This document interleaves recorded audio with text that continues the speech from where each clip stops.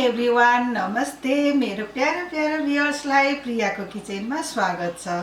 आज चाहिँ मैले तपाईहरुलाई कोल्ड कफीको रेसिपी लिएर आएको छु। गर्मीमा त अब यो कोल्ड कफी पिउनु भनेको एकदम मजा आउँछ नि हैन। त्यसैले गर्दाखेरि मैले यो रेसिपी लिएर आएको हो। त्यसमा पनि मैले 3 किसिमको रेसिपी लिएर आएको छु। अब कसरी बनाउने सुरु गरौँ है। सुरुमा चाहिँ म एउटा सिम्पल कोल्ड कफी बनाउँछु है। त्यो जुन चाहिँ क्रिमी टाइपको हुन्छ तर सबैलाई मन पर्छ त्यो कफी चाहिँ हैन। त्यही बनाउँछु सबैभन्दा पहिले। कफी बनाउनु भन्दा पहिले चाहिँ हामीले एउटा ग्लास अब कुनमा आफूले खाने हो है त्यो ग्लास लिएर त्यसमा चाहिँ डेकोरेट गर्नुपर्छ। हामीले यो डेकोरेटको लागि चाहिँ मैले यो चकलेट सिरप लिएको छु। यसले चाहिँ हामीले अब यो ग्लासमा डेकोरेट गरौँ। अब जस्तो गरेर गरे पनि हुन्छ है।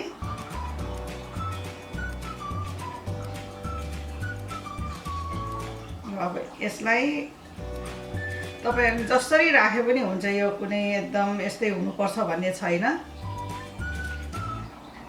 यो बिचमा पनि अलिकति चकलेट सिरप राखिदिउँ। अब यतिको मैले यो डेकोरेट गरिसके। आफुलाई जस्तो मन लाग्छ त्यही अनुसारले गर्नु भए पनि हुन्छ हैन। अनि अब यसलाई चाहिँ म कफी बनाउने हालसम्म चाहिँ यसलाई चिसो पार्नको लागि चाहिँ म फ्रिजमा राखिदिन्छु। यो कफी बनाउनको लागि चाहिँ हामीलाई सबैभन्दा पहिले चाहिँ यो कफी चाहिन्छ है। यो इन्स्टेन्ट कफी हो। यो चाहिँ तपाईलाई यसरी गरेर 2 चम्चा लिन्छ सानो चम्चाले। अनि त्यसपछि यो ठुलो चम्चाले 2 चम्चा चिनी राखौँ यसमा। यो चिनी चाहिँ हामीलाई किन यति चाहिन्छ भने यो चिसो चिजमा अलि बढी हामीलाई चिनी चाहिन्छ। त्यसकारणले गर्दाखेरि अलि चिनी पुगेन भने फेरि मिठो हुँदैन। त्यसैले गर्दाखेरि मैले यो 2 टेबल स्पुन चाहिँ चिनी लिएको हो। अब यसमा हामीले पानी हालौँ अलिकति। यो चाहिँ मनतातो पानी हो मेरो।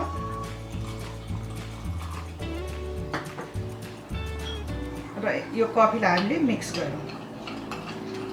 यस्तो मिठो कफीको बास्ना आइरहेछ। एकदम मनपर्छ मलाई त कोल्ड कफी।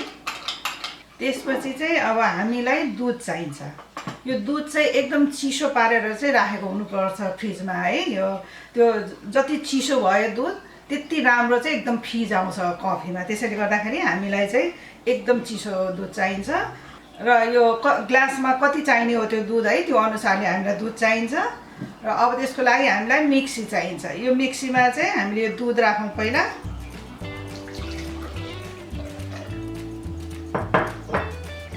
अनि त्यसपछि यो ठुलो चम्चाले 1 चम्चा यो माथिसम्म आउने गरेर यो पाउडर दुध हो, मिल्क पाउडर। यो ठुलो चम्चाले 1 चम्चा यो पाउडर दुध पनि राखिदिउँ। अनि त्यसपछि हामीलाई आइस पनि चाहिन्छ। आइस चाहिँ हामीले यहाँ 4-5 वटा जति यो क्युब राखिदिउँ। र त्यसपछि यसमा यो हामीले मिक्स गरेको कफी र चिनी पनि यसमा राखिदिउँ। यसलाई चाहिँ हामीले 1-1.5 मिनेट जति चाहिँ मिक्सीमा चलाउनु पर्छ। कफीलाई चाहिँ जुन अघि हामीले डेकोरेट गरे ग्लास थियो त्यो मैले फ्रिजबाट निकालेँ। अब यसमा राखिदिउँ कफी। यहाँ हेर्नुहोस् यस्तो मजाको फिज भएको छ कफी।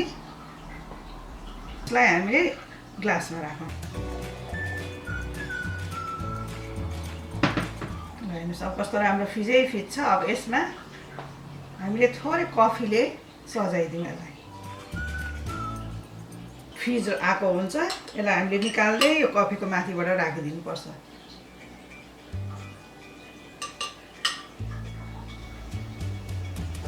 ल हेर्नुहोस् हाम्रो यो कफी कस्तो राम्रोसँग तयार भयो। अब यसको माथिबाट चाहिँ म थोरै स्प्रिङ्कल पनि राखिदिन्छु यसमा।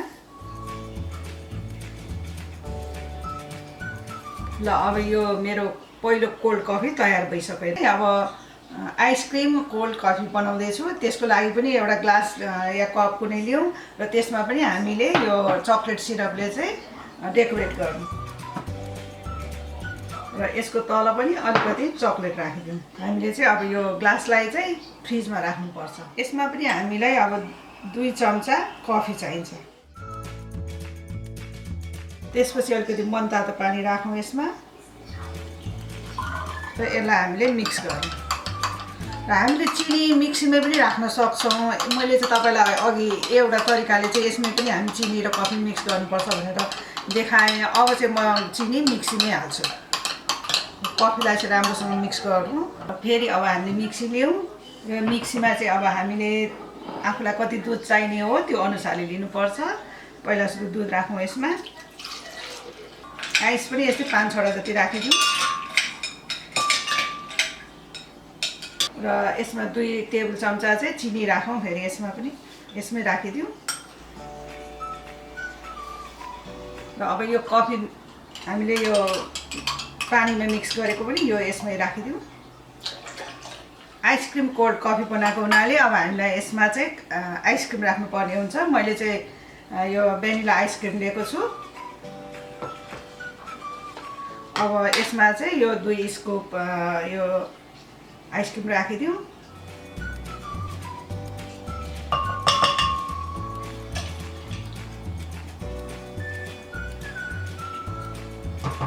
अब सबै चिज हामीले यसमा राखिसक्यौँ र अब यसलाई चाहिँ हामीले मिक्सीमा राखेर चाहिँ चलाउनु पर्छ। हाम्रो कफी तयार भइसक्यो। अब यसलाई पनि हामी सर्भ गरौँ। र हेर्नुहोस् त यसमा कस्तो राम्रो फिज भएको छ।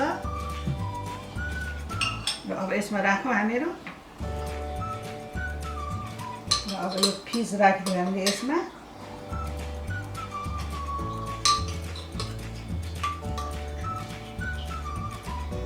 र अब यो कफीमा माथिबाट फेरि हामी आइसक्रिम राखिदिउँ।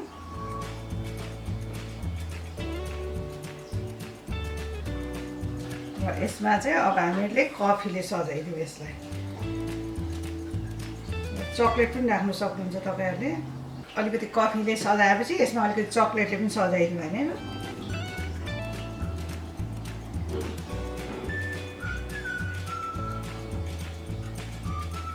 र मेरो आइसक्रिम कोल्ड कफी पनि तयार भइसक्यो।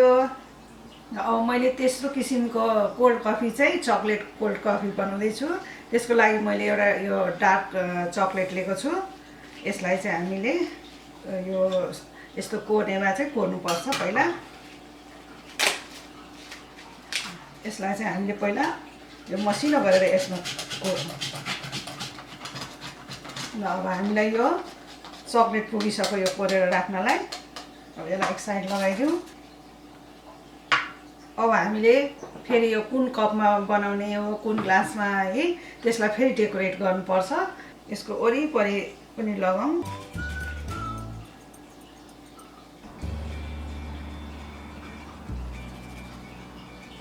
र यति लगाइसकेपछि हामीले चाहिँ यो चक्लेटमा यसलाई डिप गर्नुपर्छ यसरी। यसलाई ग्लास यस्तो देखियो। अब यसको भित्र हामीले डेकोरेट गरिदिउँ। र यसमा अलिकति फेरि चक्लेट सिरप हालिदिउँ। र अब यसलाई हामीले फ्रिजमा राख्नुपर्छ। यो यस्तो भएको छ। अब फेरि कफीलाई मिक्स गरौँ पानीमा। यसको लागि चाहिँ 1 चम्चा यो यसो 1.5 चम्चा जस्तो कफी राख्नु। यसको लागि चाहिँ चक्लेट कफीमा चाहिँ हामीलाई धेरै चाहिँदैन कफी, त्यस कारण 1.5 चम्चा मात्रै राख्ने र अलिकति मनतातो पानी राख्ने र यसलाई मिक्स गरिदिउँ। अब हामीले यो मिक्सीमा सबै कुरो राख्नु पर्यो। चिसो पारेको दुध चाहिँ राख्नुपर्छ हामीले यसमा। र दुध राखौँ र त्यसपछि यसमा ठुलो चम्चाले 2 चम्चा चिनी राखौँ। त्यसपछि यो कफी राखौँ। अनि 1 ठुलो चम्चाले चाहिँ हामीले फेरि यो चक्लेट सिरप यसमा राख्नुपर्छ। ठुलो चम्चाले 1 चम्चा जति मैले यो चक्लेट सिरप राखेँ। अब यो ठुलो चम्चाले 1 चम्चा म कोको पाउडर राख्छु। र अब यसमा म आइसक्रिम पनि राख्छु। अब यसलाई मिक्सीमा राखेर 1-1.5 मिनट फेरि राम्रोसँग चलाउँ। यसमा चाहिँ मैले आइसक्रिम राखेको थिइनँ। अब यसमा आइसक्रिम राखिदिउँ। त्यस्तै गरेर फेरि 6-7 जति राखिदिउँ। र यसमा अलिकति म चाहिँ यो चक्लेटको टुक्राहरू पनि राख्छु। र अनि यसलाई फेरि अब मिक्सीमा ब्लेन्ड गरौँ हामीले। हाम्रो चक्लेट कोल्ड कफी पनि भइसक्यो। अब यसलाई हामीले ग्लासमा सर्भ गरौँ। र यस्तो फिजै फिज भएको छ यो चक्लेट कफीमा पनि। र ग्लासमा राखौँ। अब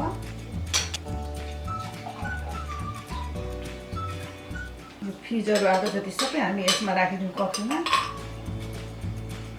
धुलो पारेको चक्लेटले यसरी राम्रो सजाइदिउँ। त्यसपछि त्यसको माथिबाट पनि कफीले पनि सजाइदिउँ। ल मैले सानो टुक्रा पारेर चक्लेट राखेको छु, यसले पनि सजाइदिउँ। यो चक्लेट कोल्ड कफी पनि कस्तो राम्रो तयार भइसक्यो।